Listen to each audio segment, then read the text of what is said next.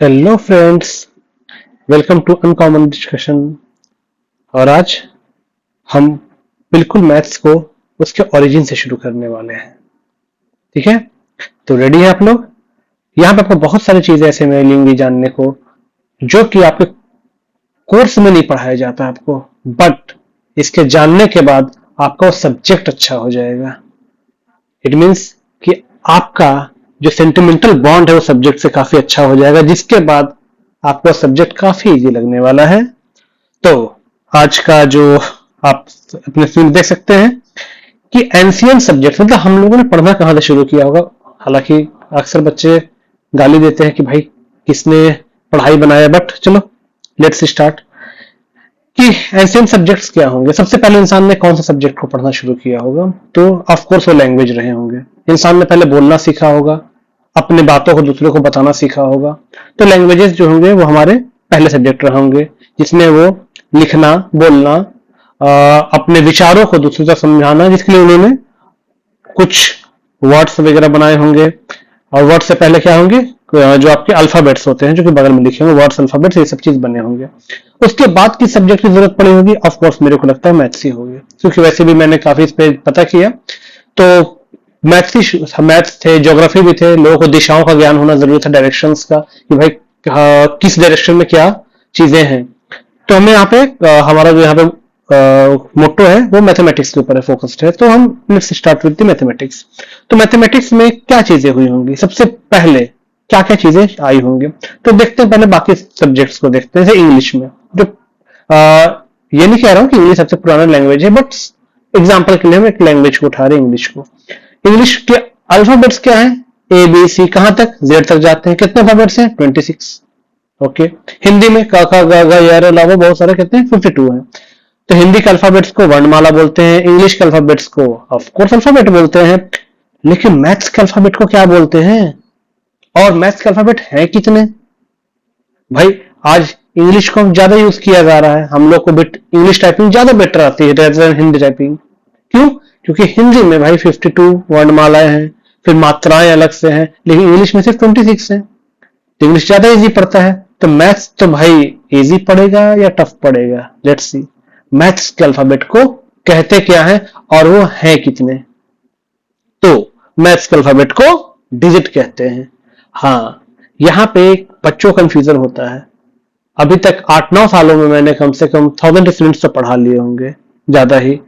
लेकिन 95 से 98% बच्चों से जब पूछा मैंने, पहले क्लास में मेरा एक क्वेश्चन होता था कि how many digits are there in mathematics, और उनका आंसर होता था इनफाइनाइट। अरे भाई बहुत झमेला हो गया, क्योंकि ये तो इंग्लिश से भी ज्यादा टफ पढ़ने वाला है अपने को।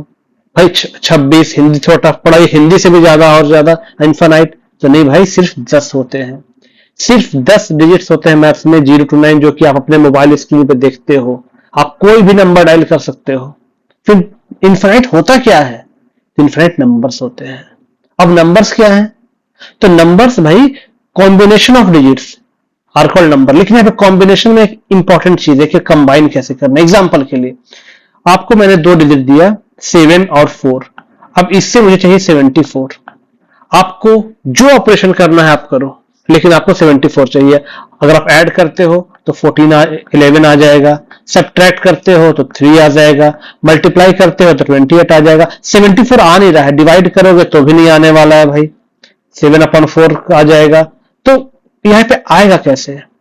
तो कॉम्बिनेशन ऑफ डिजिट्स के लिए एक बहुत ही जबरदस्त कॉन्सेप्ट आया, जो कि आप लोगों को पता होगा पहले से। वो कॉन्सेप्ट है आपका एनीवन? Place value. क्या है?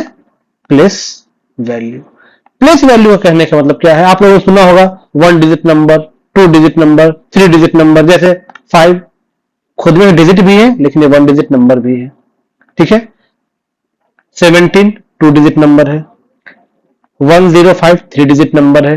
तो अब आते हैं कि हर एक डिजिट वो किस प्लेस पे है, उस प्लेस के अकॉर्डिंग उसकी वैल्यू फिक्स है। जैसे कि अगर हम 105 में से अगर हम 1 को हटा देते हैं और यहां पे 0 लिख देते हैं, ये चलो 105 तो एक दूसरा एग्जांपल लेते हैं, मान लो लेते हैं 153 लेते हैं।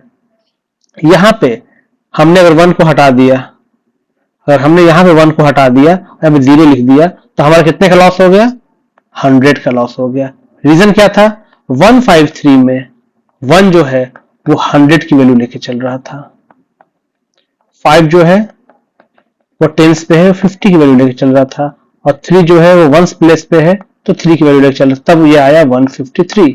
मतलब हमें जो दिया गया था कि भाई आपको बनाने हैं किससे, आपको बनाने हैं 7 और 4 से 74, तो आप कैसे बनाएंगे, तब तक आपको समझ में आ गया होगा कि भाई किस प्लेस पे हमें रखना है डिजिट को, जिस प्लेस पे रखना है उस प्लेस के आधार पे हम आगे बढ़ते हैं। तो आपके पास 7 और 4, तो 4 को करेंगे वंस, चलिए इसको अलग लिखता हूं मैं ताकि समझ में आए, 7 और 4, तो 4 को रखता हूं मैं वंस प्लेस पे तो 1 से मल्टीप्लाई करूंगा, और 7 को रखता हूं टेंस प्लेस पे तो 10 से मल्टीप्लाई करूंगा। अब दोनों को जोड़ दूंगा तो ये हुआ 74। मतलब कि जो कॉम्बिनेशन ऑफ डिजिट्स है वो आपको कैसे करना है, आपको प्लेस वैल्यू को ध्यान में रखते हुए। प्लेस वैल्यू क्या होता है, हर एक डिजिट जिस भी प्लेस पे रहता है किसी नंबर में, उस प्लेस के अकॉर्डिंग वो एक वैल्यू कैरी करता है, जिसको ही प्लेस वैल्यू कहते हैं। ओके, चलो आगे चलते हैं हम लोग। अब आते हैं नंबर्स, वो इनफाइनाइट होते हैं। ओके ठीक है, अब आते हैं नंबर सिस्टम में। अब भाई जो इनफाइनाइट होता है उसको पढ़े कैसे, मतलब उसके बारे में हम एनालिसिस कैसे करें, उसके बारे में अगर हमें जानना है तो कैसे जाने। तो भाई एक सिस्टम बनाया गया, it is a system which was made to study about numbers by grouping them in families. हमने नंबर्स को फैमिलीज में बांट दिया, जैसे पूरे अर्थ को कॉन्टिनेंट्स, देन कंट्रीज, फिर स्टेट, डिस्ट्रिक्ट ऐसे बांटा गया। तो हर एक चीज को हमने कैटेगराइज किया ताकि उसको अच्छे से पढ़ सके। वो क्या है, आपके जो नंबर्स को जो मेनली जो भागों में बांटा गया वो है रियल नंबर और कॉम्प्लेक्स नंबर।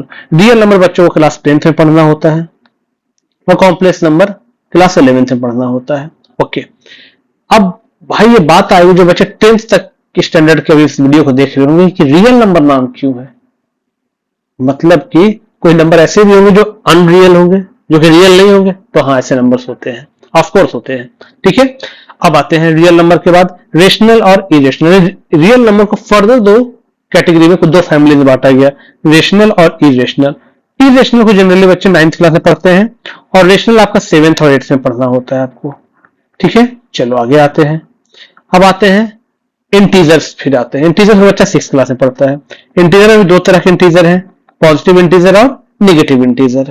पॉजिटिव इंटीजर को फिर दो भागों में बांटा गया है, नेचुरल नंबर और होल नंबर। तो यहां से कहानी शुरू होती है सबसे बेस से। सबसे पहला नंबर जो बच्चा पढ़ता है वो होल नेचुरल नंबर के बारे में पढ़ता है।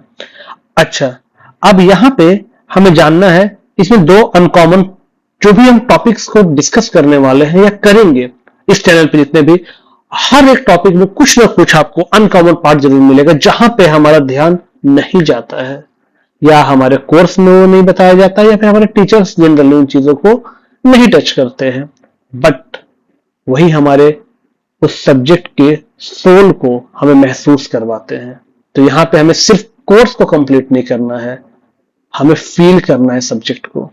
यहाँ पे दो चीजें हैं, क्या है, नेचुरल नंबर क्या है, जितने काउंटिंग नंबर हैं फ्रॉम 1 टू इंफिनिटी, जितने भी काउंटिंग नंबर है 1 से इंफिनिटी वो कहलाते हैं नेचुरल नंबर। यानी हम काउंट कैसे करते हैं, 1 2 3 4।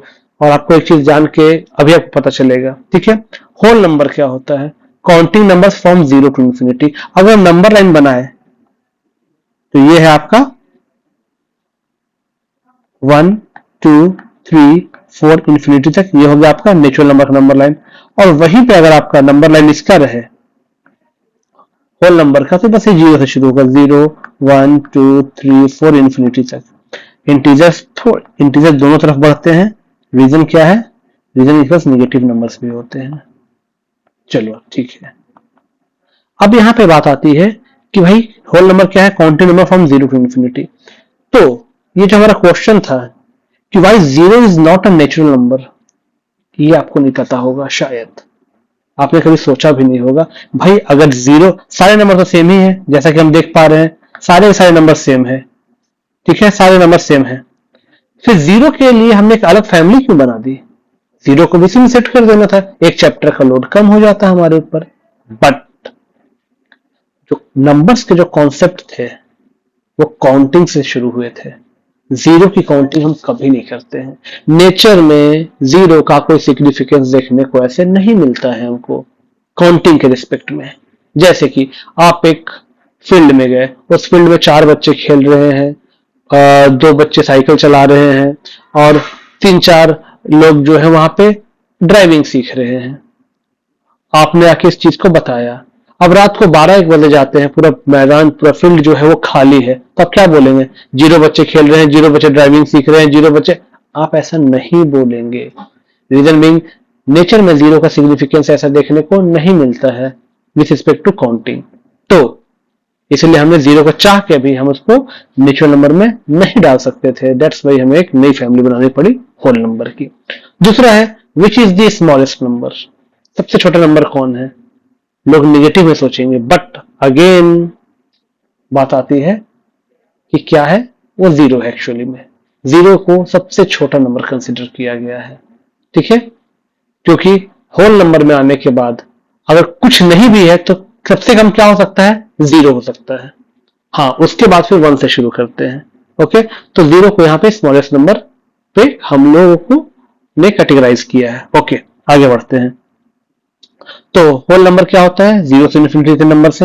इंटीजर्स क्या होते हैं? देखो, आपसे कोई भी डेफिनेशन पूछा जाएगा, आपको एग्जैक्टली वैसे बताना है।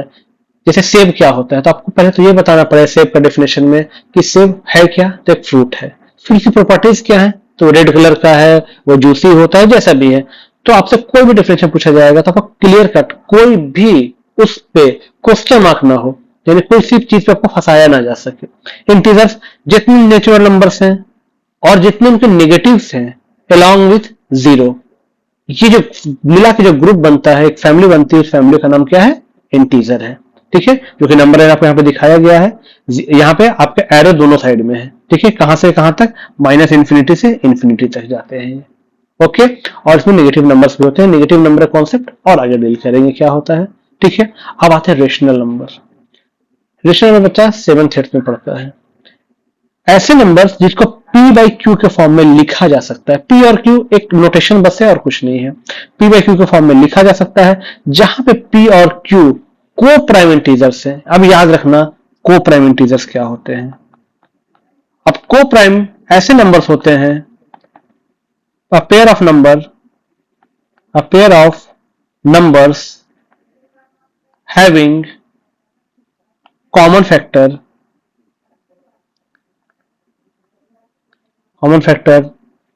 having no common factor other than 1।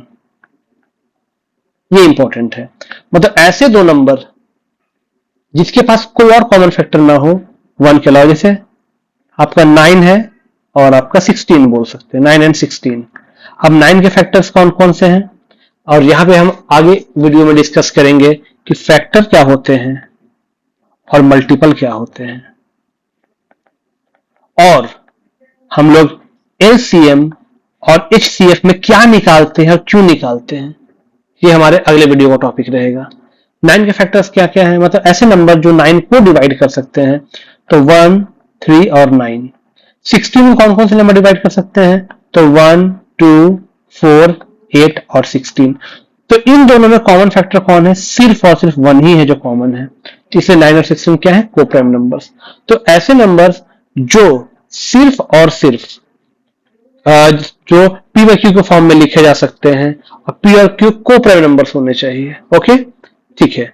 अब जैसे यहाँ पर एग्जांपल दिया, और Q नॉट इक्वल टू 0। अब ये इंपॉर्टेंट है, Q 0 क्यों नहीं होना चाहिए, इसको भी हम लोग जानेंगे। ठीक है, अब जैसे एग्जांपल हमने लिया 2, तो भैया 2, ओके, तो 2 को हमने 2 बाई 1 लिख दिया, तो 2P हो गया और 1Q हो गया। Okay, justified.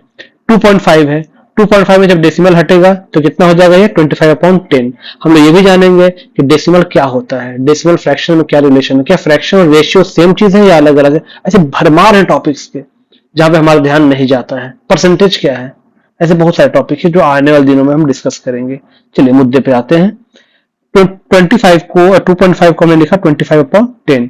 जब इसको काटेंगे तो 25/10 को प्राइम नंबर बोलेंगे, रेशनल में बोलेंगे, बोल सकते हैं, बट स्टैंडर्ड फॉर्म में नहीं है। जब तक इसको हम सिंपलेस्ट फॉर्म में ना लिखे, तो हमने 5 से काट के इसको 5/2 लिख दिया। और 5 और 2 क्या हो गए? ये को प्राइम नंबर है। अब यहाँ पे 5 को P बोलेंगे, 2 को Q। ओके, समझ में आया। अब 3/7 है, मान लो सीधा ही दिया हुआ है, तो 3P हो गया और 7Q हो गया। अब यहाँ पे एक मेरा क्वेश्चन है, जो बच्चे 8th या 8th से ऊपर होंगे वो समझ सकते हैं। मैं पूछूंगा √3 को मैंने लिख दिया √3/1, तो ये P हो गया, ये Q हो गया। तो √3 भी एक आपका रेशनल नंबर होना चाहिए, but no, √3 is not an integer. ये इंपॉर्टेंट है। और दूसरा चीज ये था कि 0 क्यों नहीं होना चाहिए। मान लो मैंने 2/0 लिख दिया। अब इसकी वैल्यू की बात करेंगे। हाँ सर, ये 0 भी तो इंटीजर होता है। हम बोले हाँ भैया होता है। चलो ठीक है, ये P हो गया, ये Q हो गया। ओके, तो अब इसकी वैल्यू कितनी हुई, अब ये इंपॉर्टेंट है, इसकी वैल्यू कितनी हुई। चलो 0 से 2 को डिवाइड करना शुरू करते हैं। 0 2 जा 0, 2 वैसे का वैसे है। 0 3 जा 0, 2 वैसे का वैसे है। 0 5 जा 0। भाई हम तो कुछ कर ही नहीं पा रहे हैं 2 का। ये 2 को हमको 0 पार्ट में बांटना है, इसलिए इसको बोलते हैं नॉट डिफाइंड। कभी भी अगर डिनोमिनेटर में 0 आ गया तो उसको हम इन्फिनिटी भी नहीं बोलते। नॉट डिफाइंड मतलब ऐसी कोई चीज होती ही नहीं है, ये डिफाइंड ही नहीं है। क्या लिखोगे आप यहाँ पे, नथिंग। ओके, चलो अब लास्ट जो है आपका वो बचा है आपका छोटा सा टॉपिक, इरेशनल नंबर। ठीक है, तो ऐसे नंबर जो P/Q फॉर्म में नहीं लिखे जा सकते हैं, numbers which can't be written